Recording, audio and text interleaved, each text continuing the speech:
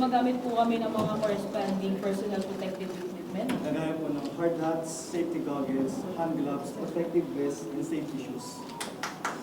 Isang hydraulic butt welding machine, meron po silang 4 major parts, which is ito po heating plate.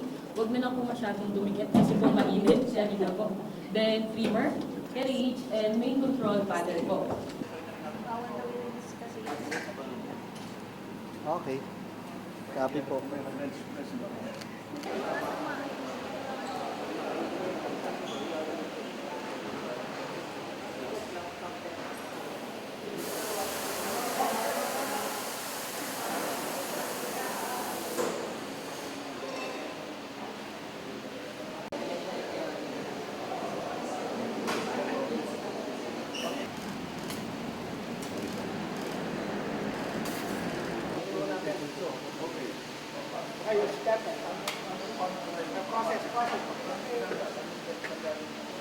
Yung total po sir, ito yung